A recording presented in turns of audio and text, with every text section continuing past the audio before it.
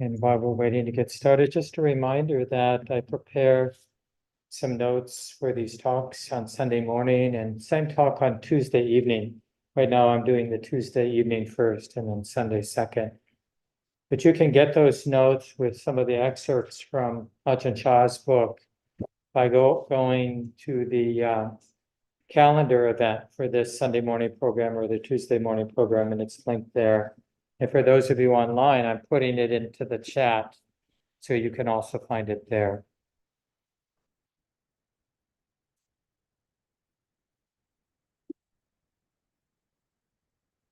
Let's go ahead and settle in for some meditation time.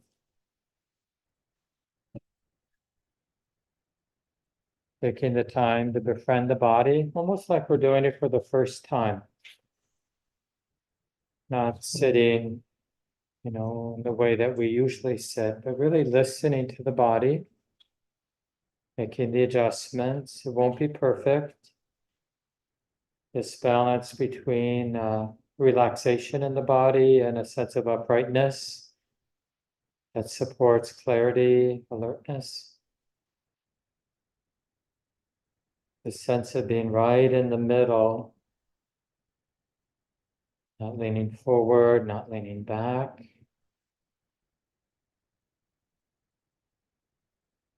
Scanning through the body, inviting a deeper experience of relaxation, softening,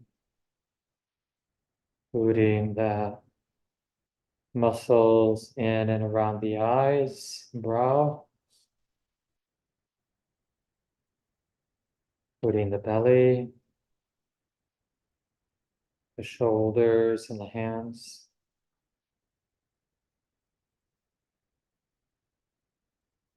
Pelvis, the floor of the pelvis.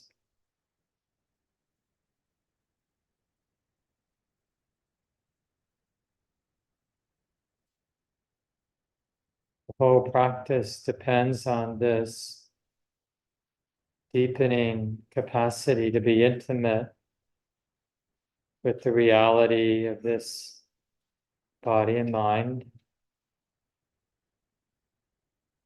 So in this very earthy sense, when we're finding our posture, whether you sit in a chair or you sit on the floor, in earthy sense, we're building a temple.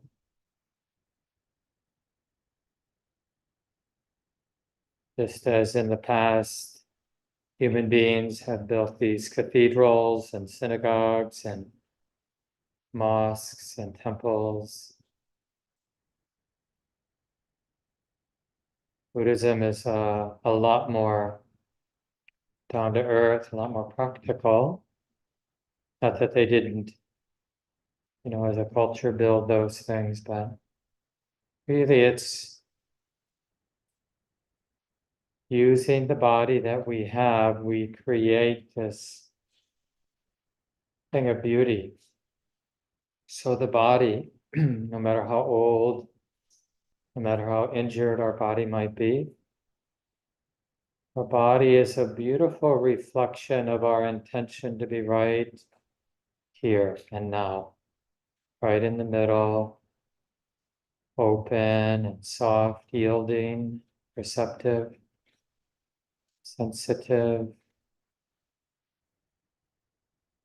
And of course, it's going to be different for each of us.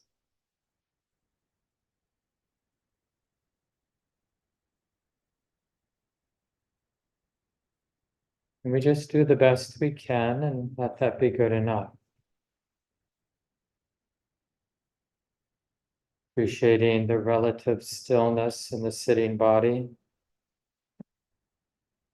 The stillness that comes from being at ease, not from tension.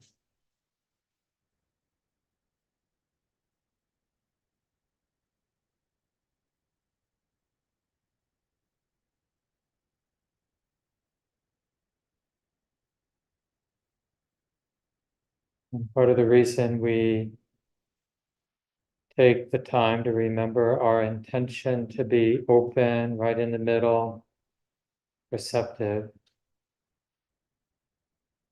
is we're cultivating a different relationship with dukkha, with what is stressful or unsatisfying.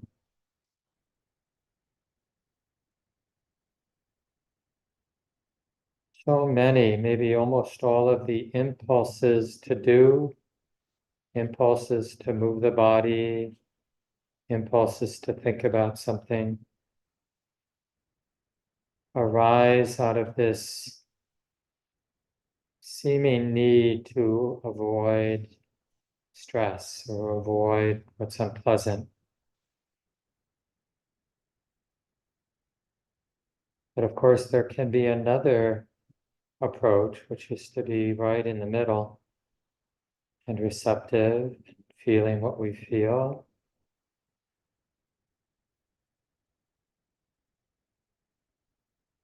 Realizing we don't need to run away, we don't need to run toward anything.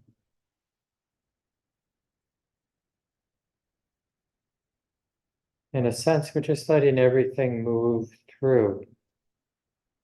This willingness to feel, even more provocatively, to be exposed to what's moving as thought and emotion, what's moving as sound and sight and sensation, even the subtle energetic qualities in the body moving.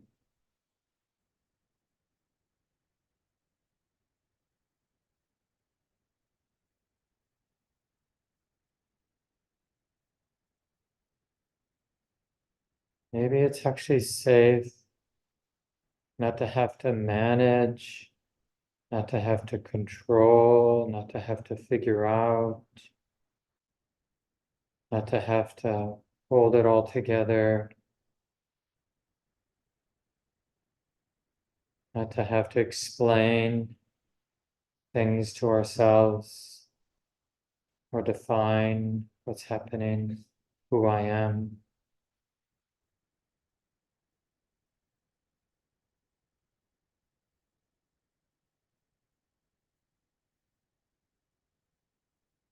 And what we discover is a very alive, bright, clear openness here and now, in the midst of all this activity of the body and the mind, the body being the five senses, and the mind, of course, is all that mental, emotional activity, flowing, moving, coming and going.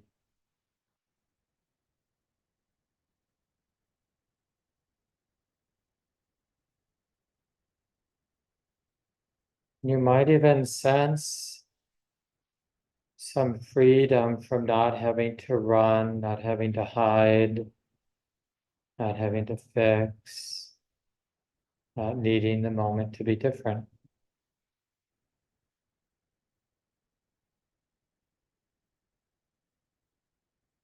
Letting things be, allowing.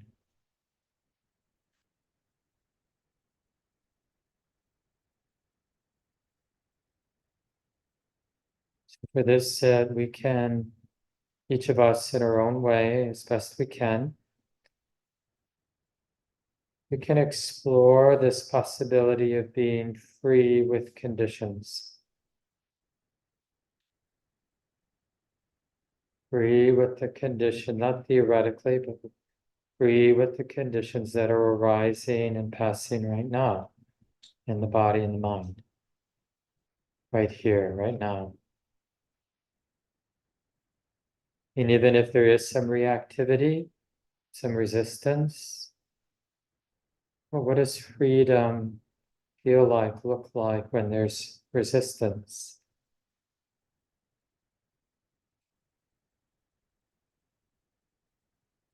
Allowing that to arise and pass is just the next thing. The next thing being felt, being known.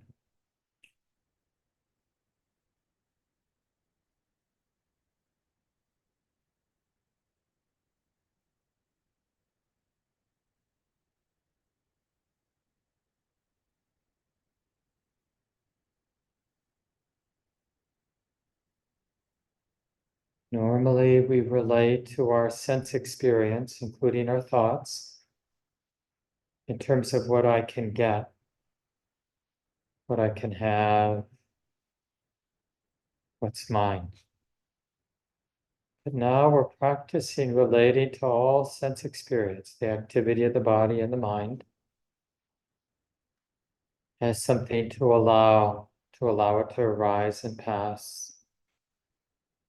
We're really interested in the frictionlessness of allowing things to come and go. Not having to be in conflict with anything and not having to be dependent on anything.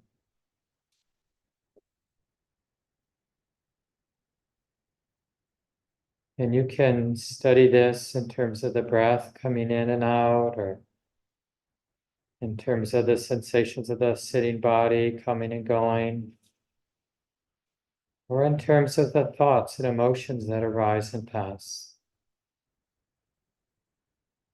Being free with the unfolding of our sense experience, not dependent, not so pushed around, not so entranced by our thoughts, by sounds or sights or sensations.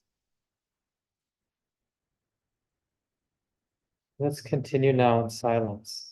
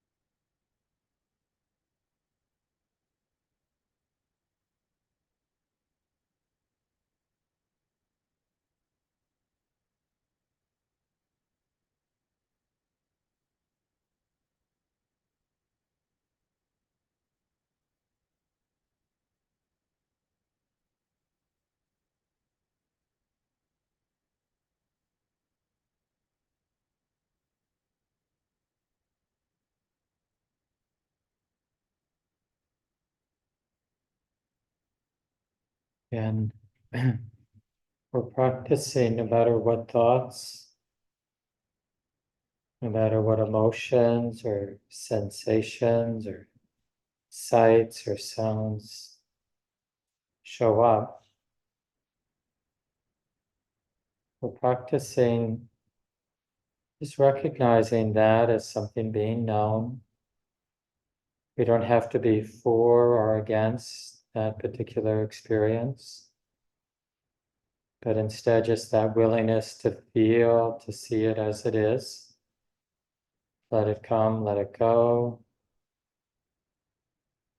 And when the mind does get caught, does get identified or attached to its liking or its not liking, then we just notice that as the next phenomena that's being known. And we let that liking or not liking be what it is. Hurt in the way that it hurts, or tight in the way that it's tight.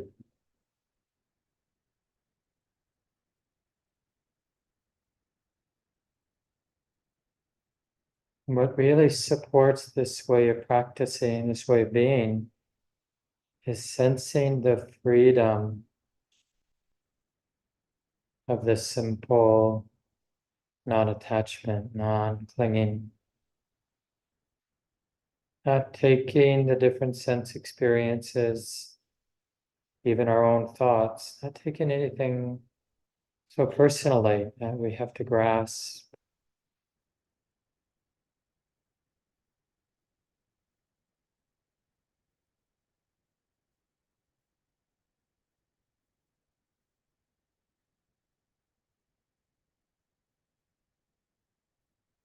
There can be this wise, of course, it's like this now. It feels like this now. Can this be okay? That this is coming and going, that it's unfolding like this.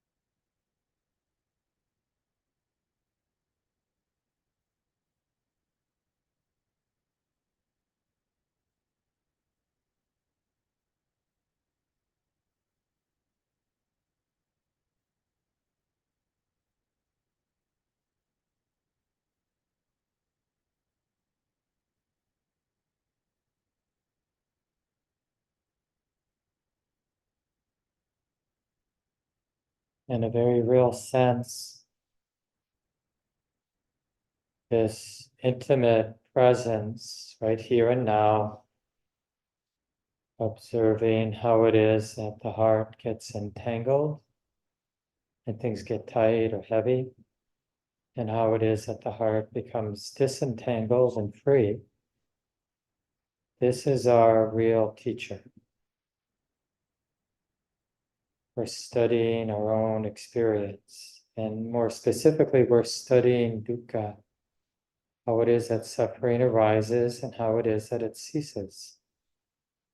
Here and now, moment by moment, any moment, whether we're meditating or off doing our daily life, this, of course, is what's relevant.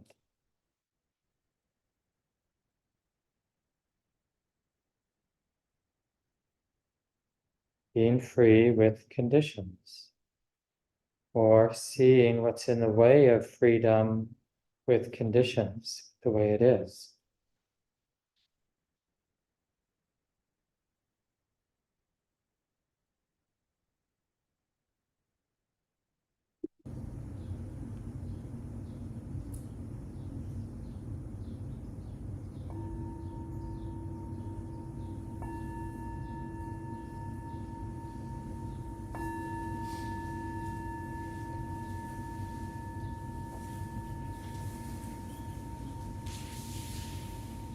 So take a moment, stretch. There's a chair here and some cushions up front if you'd be more comfortable. So glad you're joining us this morning. Those of you online from all over, and those of you here in the room. A couple of announcements before we get started. We have a guest in town, a guest teacher in town, Aya Nyanaka, former community member. But about 9-10 years ago, they went to the West Coast to train at some of the monasteries where the Buddhist nuns are, with Aya Ananda Bodhi and a couple others. But anyway, Aya Nyanaka has been coming back now to teach, and they're doing a weekend retreat with Win Fricke, leading that together. That ends right about now. And then I will be back here at 5:30, informal discussion about monasticism. Everyone's welcome to join in. I can't remember if that's on Zoom. But then tomorrow night, they're doing a public talk at 7 o'clock, both in person and on Zoom. So we don't get too many opportunities to get teachings from ordained Buddhist nun, fully ordained, which we call a bhikkhuni. The males are called bhikkhus and females are bhikkhunis. So join in at that, makes sense in your schedule. And then in a few weeks, Tuare, one of the guiding teachers at Spirit Rock, north of San Francisco, kind of a grandmother institution to Common Ground, and also one of the guiding teachers at SIM, Seattle Insight Meditation, and just a popular teacher around the country, will be here. They'll be leading a retreat for BIPOC folks that middle week in July. And then Friday night, I think it's the 12th, giving a public talk. Everyone's welcome, both online community and in person.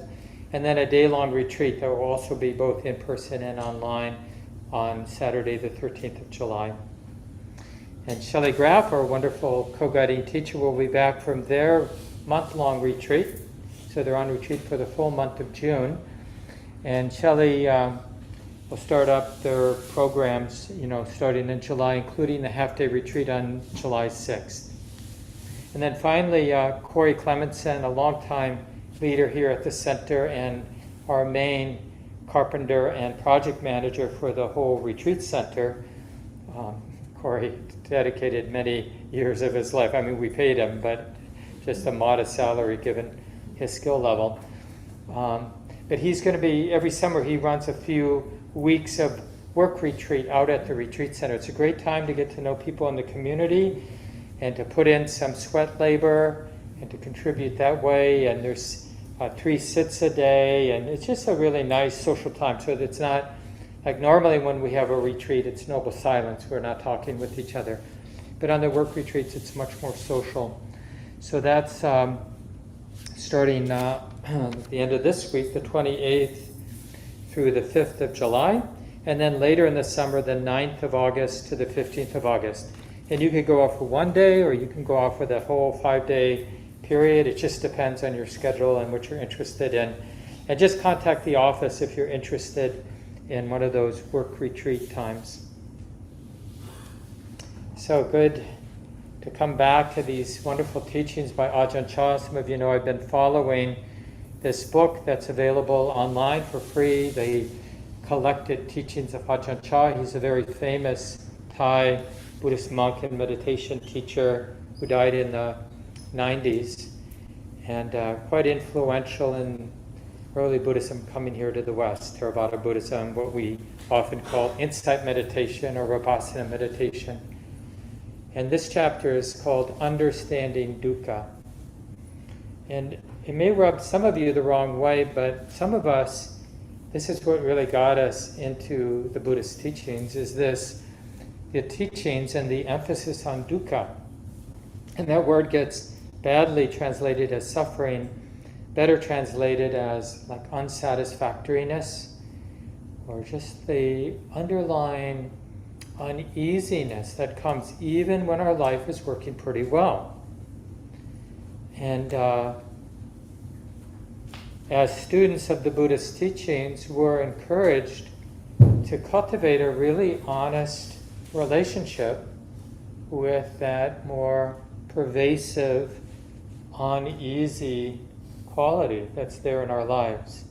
And we might initially see it as a kind of restlessness, but it's this exposure to uncertainty, exposure to insecurity, that, have you noticed, nothing actually can be governed. Our partners, our pets, my body, my life situation, the world around me, we're not in control. Everything's unfolding, of course. My body's unfolding, the world's unfolding, this talk on Sunday morning is unfolding. But there's nobody in the driver's seat in the way that we would like, we think we'd like. We think we'd like to kind of get to some solid, permanent ground where everybody treats me just the way I want to be treated, and I'm loved just the way I want to be loved, and I have just what I want to have. But we never find that sweet spot, that secure sweet spot. And yet we expect it. And our basic relationship with existence, with sense experience is, it's kind of that garden mythology that, the world is our garden and we're here to reap the bounty of the garden. And if we're failing, we're just not a good gardener. And so we beat ourselves up because we're not doing a good job cultivating the garden so we have all the fruits and veggies that we want or whatever. But that's just one way to relate to existence, to our sense experience, that it's here, sense experience is here to deliver something to me. And that if I'm not getting from my sense experience what I want, what do we feel? We feel betrayed, or we're frustrated. And if that happens often enough, we might have a different kind of relationship to sense experience, like, get me out of here. Right? And that's also a mind that's dependent on sense experience. My mind thinks I'll be happy if I didn't have sense experience, if I had a different existence. I don't want this existence because it doesn't deliver. But one way or another, the mind is tied, it's dependent on sense existence, getting rid of sense existence or having it the way I want. And we tend to swing, back and forth. When things are good, we think we finally, once and for all, like if I just apply myself, if I just bend things to my will, then I'll get, and I'll lock it in. If I just have time to mow my lawn, finally, it's not raining. Let's get that lawn mowed. Man, because it's really bugging me. I don't know if you noticed, but there's were hundreds and hundreds of flies. We had some wonderful community members paint part of this room, and there's just a lot of work that's been done by our wonderful building committee in the last couple of weeks and on our work day last Saturday. And but it meant the doors open, so there's hundreds of flies. Every time I'm around, they tend to gravitate towards windows, and you take the screen off and you let them fly out. But it's just that's just an example that it's always something. It's like we can't relax, but there's this promise that when I finally, once and for all, get most of the flies out of the building, then I'll be happy. Right? It's that endless promise. And we want that exact attitude of laughing, because that laughter comes from some wisdom that space of wisdom that understands, oh, this is very familiar, seeing that promise. If only my partner would act this way, or if only I could get my body back into shape. If only the election goes this way. Or whatever. There's probably, each of us have dozens of these mostly unrecognized promises that we're telling ourselves, that we're repeating to ourselves. And we want to kind of bring it into the foreground and have that kind of laughter, like, oh, the mind is expecting, this is the sort of activity of the mind being dependent on sense experience. And the thing about sense experience is it's not worthy of dependence, right? Because it's unfolding according to many, many causes and conditions. And even the idea, if it really were to go our way always, even the idea that there's some me that's going to benefit is not really the way it is. We haven't really checked it out. And it really just goes to the more general question, what is real happiness? What is the experience of real happiness?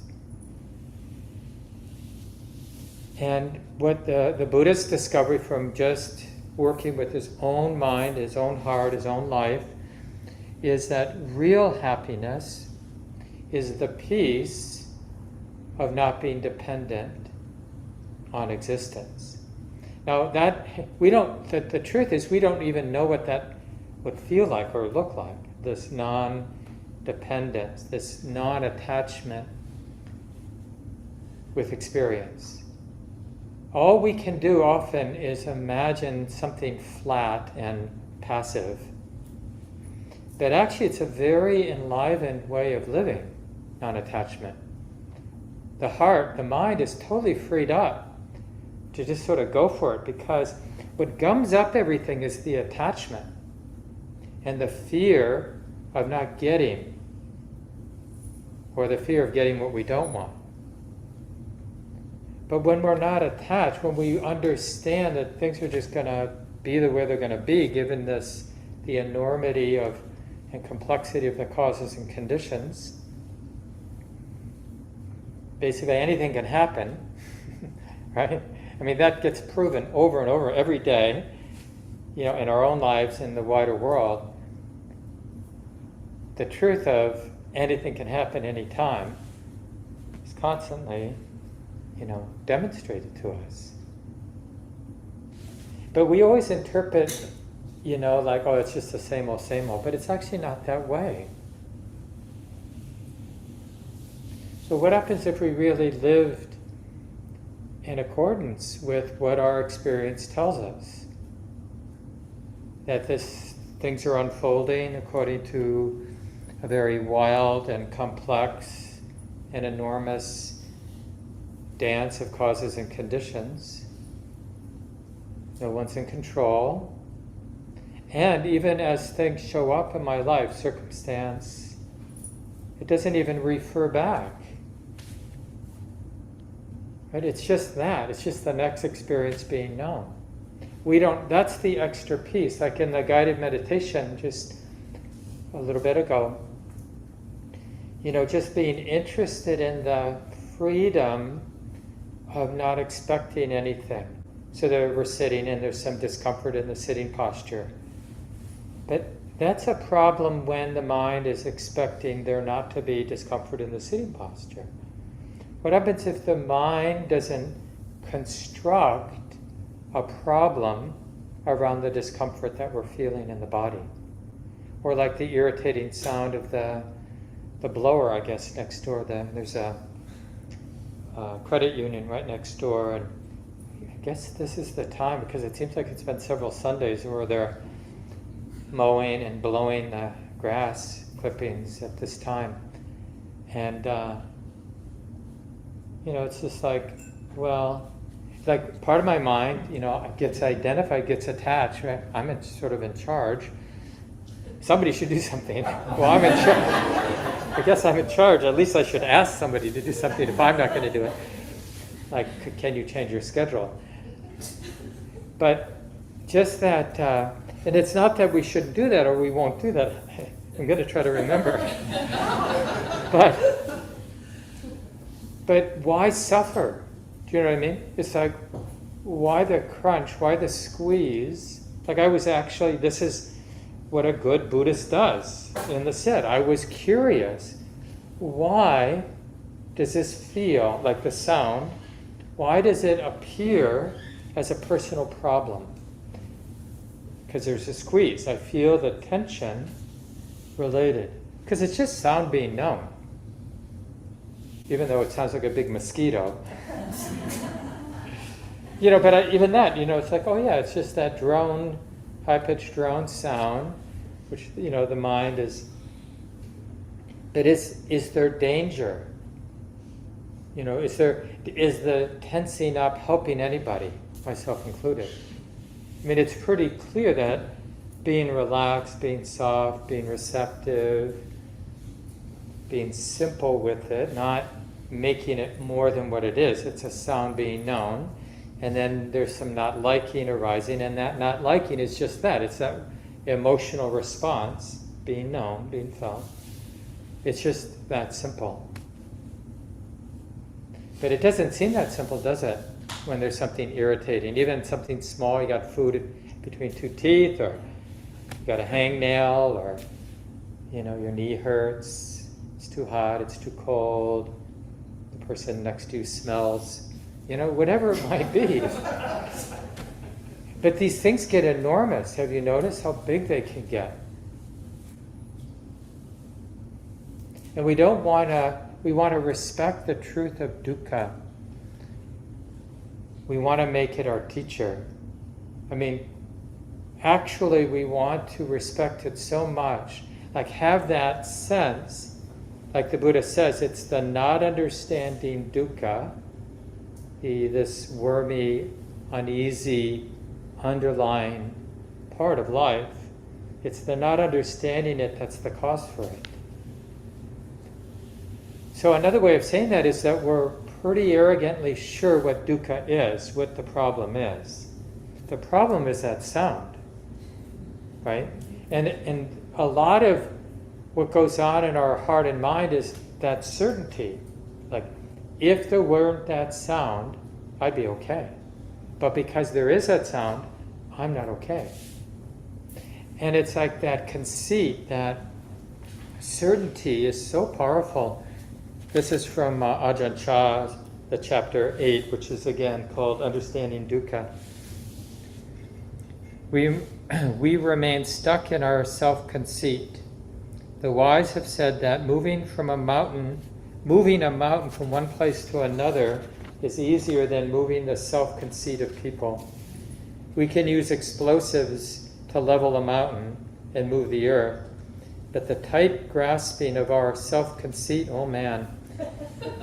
The wise can teach us to our dying day, but they can't get rid of it. It remains hard and fast. Our wrong ideas and bad tendencies remain so solid and unbudging, and we're not even aware of it.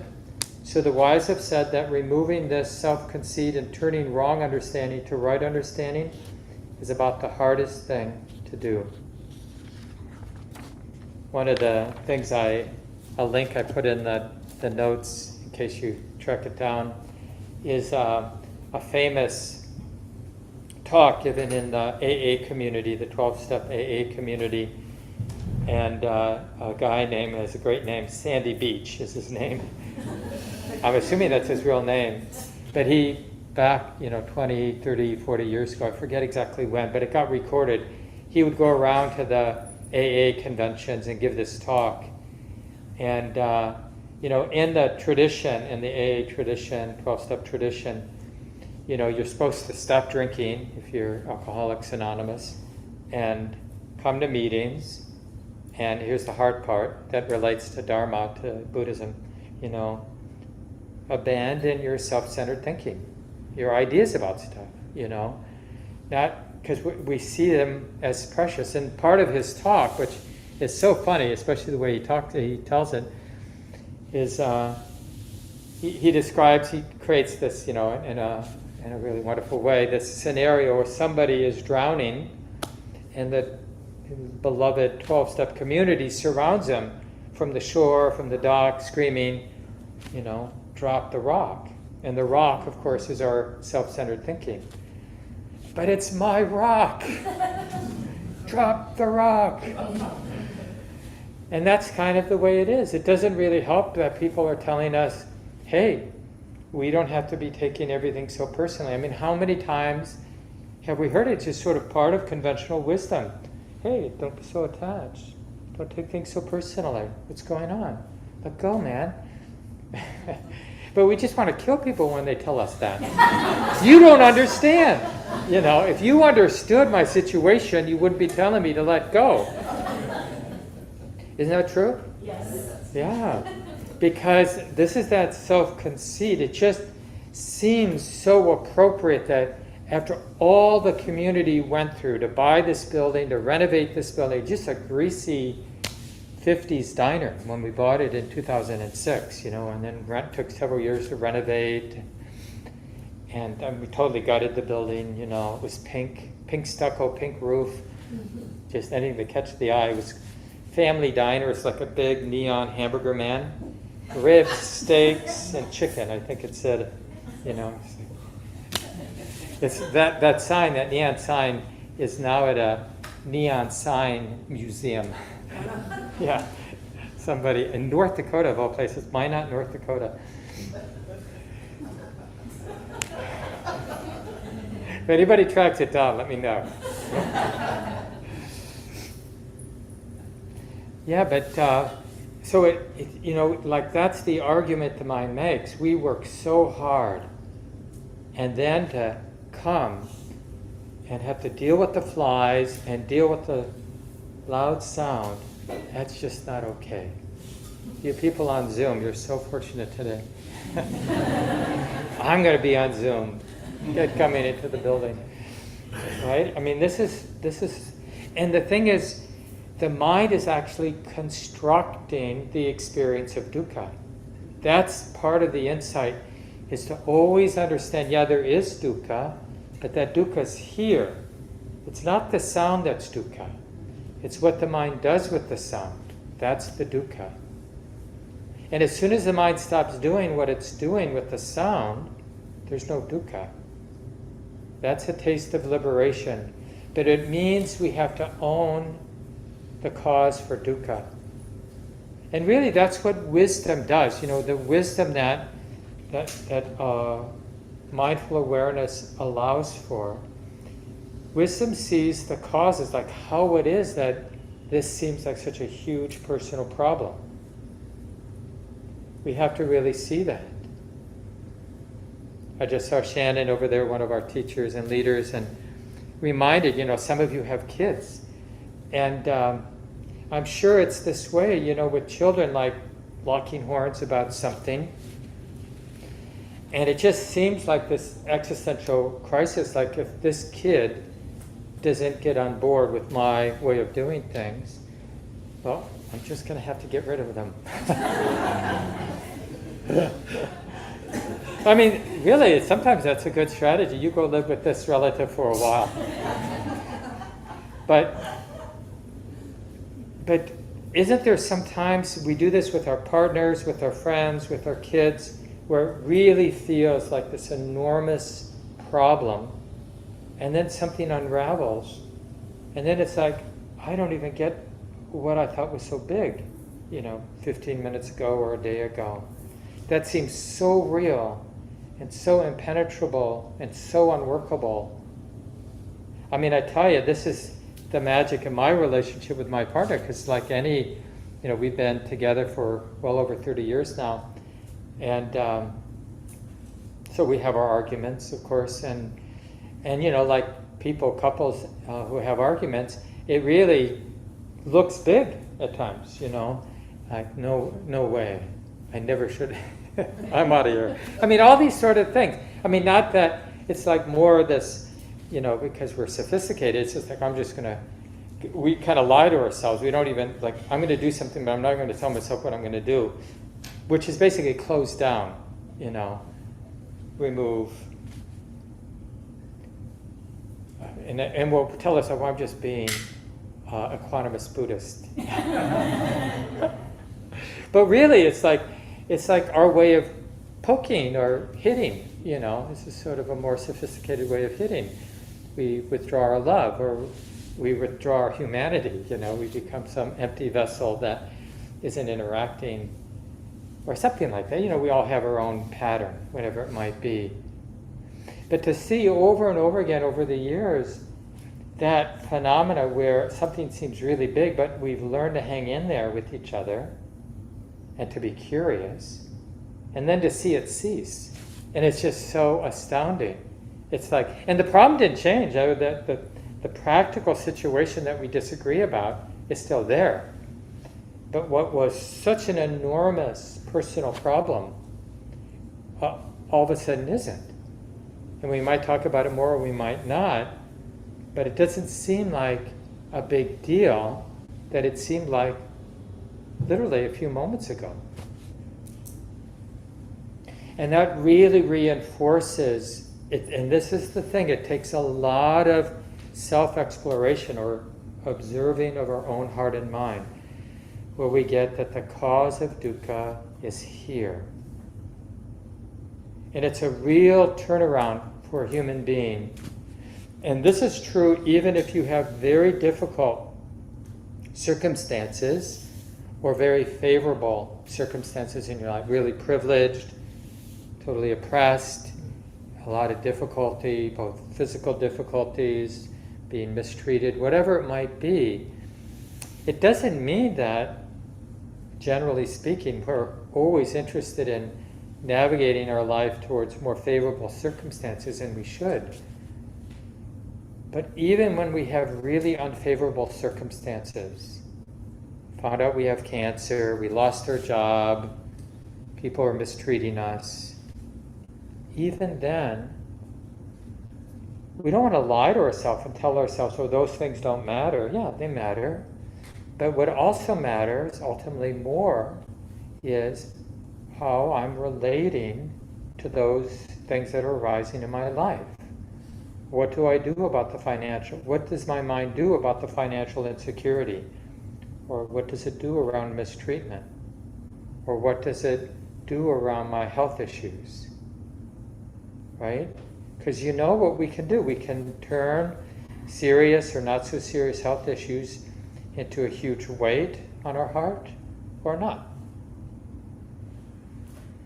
Like, I know lots of people who have gone through terrible medical crises, and some of them have died, but they were, in a lot of moments, unburdened, relatively speaking, by all the difficult stuff that comes with having a serious medical crisis.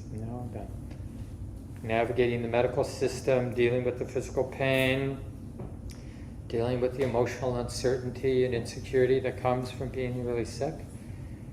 It's so powerful to see that. I saw it in my own life, with my own illness, that wisdom has the capacity not to turn things into a big problem.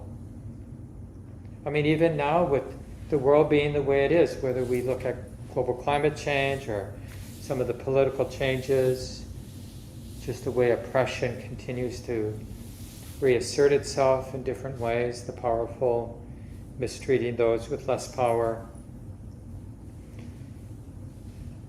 How can we be in this kind of world where we're born, where we age, we get sick, we die, in a world where power tends to misuse their power, right? How do we live in a world like this without, because of habit, the force of habit, thinking we have to be tight because life, the world, my situation is like the way that it is? Is there another option for us? And this week we have every moment basically to study this. That's what I meant earlier when I said that dukkha is our teacher. Because every little irritant, every little, oh, if only, then I'd be happy. if only fill in the blank, then I'd be happy. Then we can really look at how, that is the constructing of dukkha. Now because I see something I want, then this is heavy, because this experience I don't have what I want. And because I want that, and because I think if I had that I'll be happy, that makes this heavy, not happy, right? And we see that. And it can change on a dime.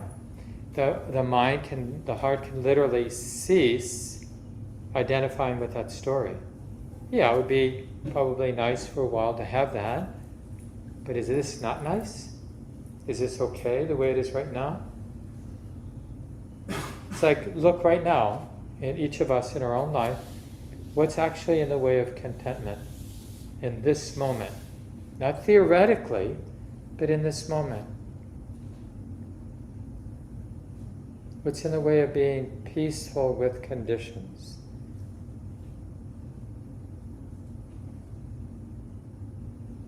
But normally what our mind hangs on to, it's like the list. Well, I haven't had lunch yet. Or, it's so muggy. Or, whatever. And so it's almost like we're addicted to the suffering itself, the intensity of the suffering. That from Descartes, I think, therefore I am. Well, it might be more accurate to say, I suffer, therefore I am. Like that intensity of the grip. One of the ways the Buddha talks about the sort of operational side of dukkha is the fire of desire, the grip of aversion, and the net of delusion. That's a nice list. There's many lists, how the Buddha maps out the kind of causes for suffering. There's the 10 defilements or the 10 torments of the heart. Wanting, see if I can do it, not wanting, skeptical doubt, dullness, restlessness, conceit, speculative views, shamelessness, or it's like when we do something bad, if that doesn't touch our heart, like that absence of remorse is a torment in our heart. Or the absence of concern, like wholesome fear, like I don't want to do that again. I don't want to act in that way again, because that causes harm. And then whatever the one I'm forgetting right now. Yeah, so there are all these different ways that the Buddha talked about, what afflicts, what torments, what is the operational movement of dukkha. Because there's we have that concept in Buddhism of samsara. There's a kind of integrity or a coherence. So when we're suffering, when we're caught, when we are thinking of things as a personal problem and identified with hope or fear, there's something about suffering that sets suffering in motion over and over again. And so we need this sort of encouragement to get interested. The neat thing about suffering is it has to cease, or it has to be replicated. So it's like when we're in a real bind and just life feels hard, we might think, well, this is going to take a long time to unwind. But actually it has to get replicated in every moment. So even when things are really rough in our lives, and the mind is really identified with the idea that this is a problem for me, in any moment that can cease. Because things are coming and going all the time. So even if we've whipped up a big drama, the mind is likely to keep going back. The image that Ajahn Chah uses in this chapter is the dung beetle. Some of you might have heard of it, but anyway, it's a beetle that eats animal dung, the big cow pies. And even if you were to move the beetle away, because you think, oh, come on, there's got to be a better life for you, it's going to go back to the dung. And then Ajahn Chah uses that as a simile for what we do with our dukkha dramas, right? And here's a little passage. he writes, or spoke, "That's the good for those with wrong view. It doesn't smell good, but if we tell them it stinks, they'll say it's fragrant. There is difficulty in practice, but in anything we undertake, we have to pass through the difficulty to reach ease." Which means, even though there's a strong impulse to go back to our drama, our worries, our blaming, our comparing, our fears, our hopes, right? We want to spin with them, catastrophize, or whatever it is. So when we refrain, that's the difficulty. Like to be resting in my life, even though my mind, the thinking mind, might be haunting, me with thoughts of my inadequacy, or thoughts of what's wrong with my life, or thoughts of what would make my life better. So we feel that, we have to feel that, but not take the bait. Right? It's like that sound again. But we see that, like that tendency, but we don't have to take the bait. But that's a really yucky feeling, to feel the impulse to hate it, but to not distract ourselves from the unpleasantness of the hate, the not liking, by imagining strangling the person, or getting on the phone, or whatever we might do. We're just vulnerable to the impulse, to the not liking. That's what I mean by calling the bluff. We have to see and feel the not liking, or the wanting monster. Right when I was getting started with my practice, there was this something called like Cosmic Cartoon. It was in the East Bay Express. I was living in Berkeley at the time, California, and this is in the 80s. And there's this great little cartoon about the wanting monster. Just somebody sitting, some cartoon character, on a planet, peaceful, and then a little thought about wanting. And just the ballooning of that until the mind is completely captured by the wanting, or the not wanting, whatever, right? Until they explode like a panic attack, and then they're back, released, and then the little idea of wanting arises again. Because we're so, in a sense, bored with peace, and so addicted to the next hit of fear and hope. The hope of something going to make me happy, the fear of not getting that, or getting something I don't want, that oppressive loop.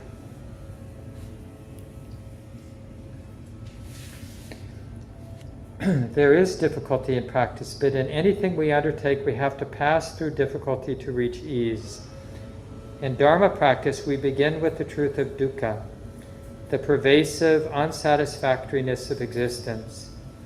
But as soon as we experience this, we lose heart. We don't want to look at it.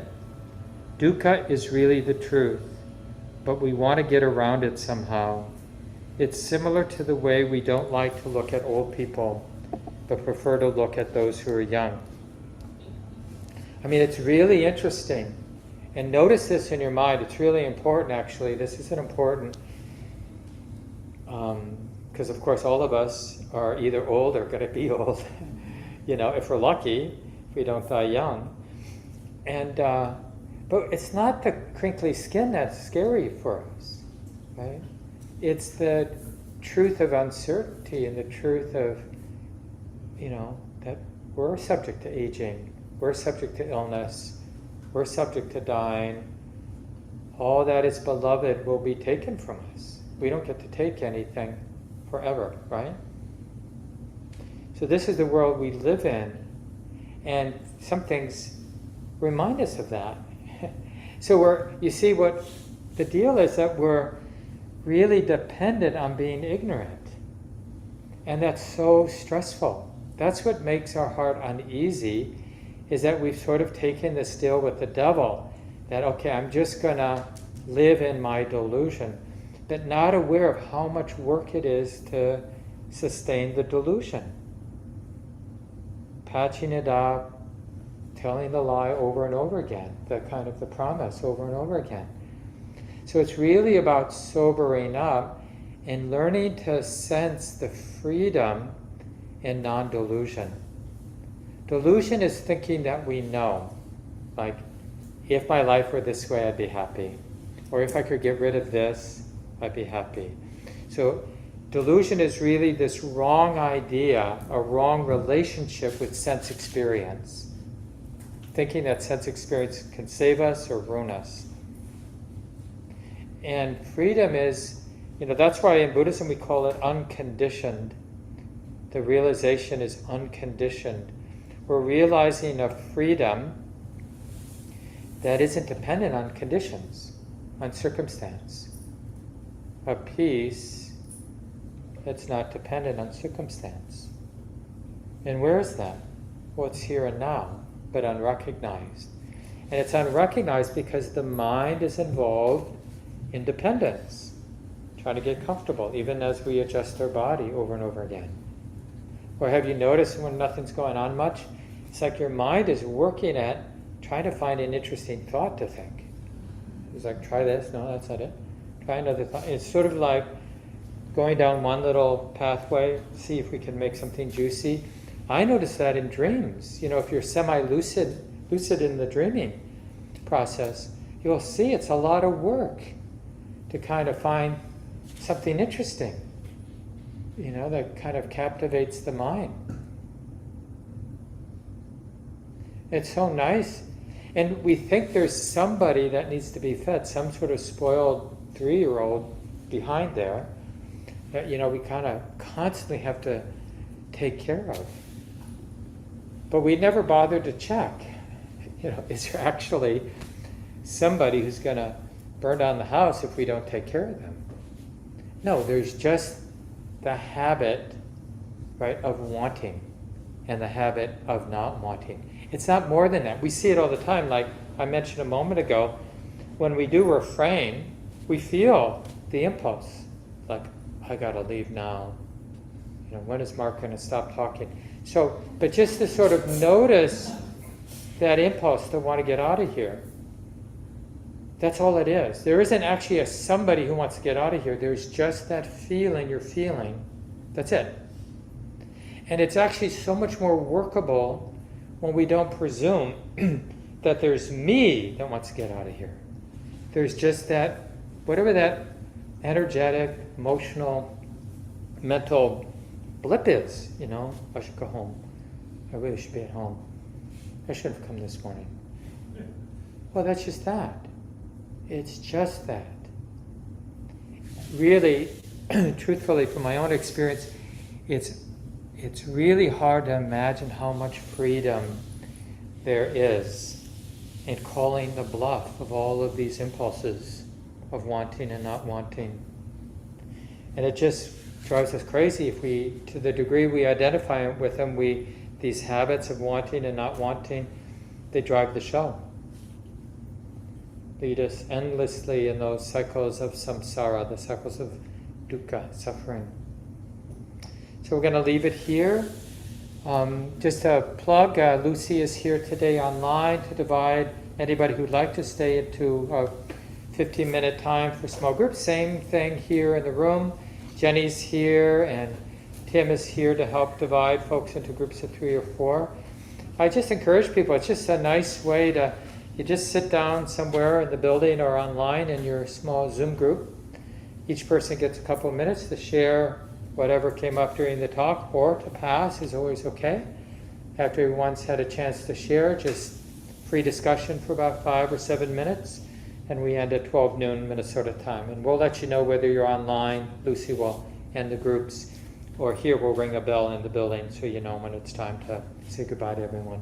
So please stay if you'd like to for those groups. If you have any questions about the center, you can see Jenny or Tim is somewhere.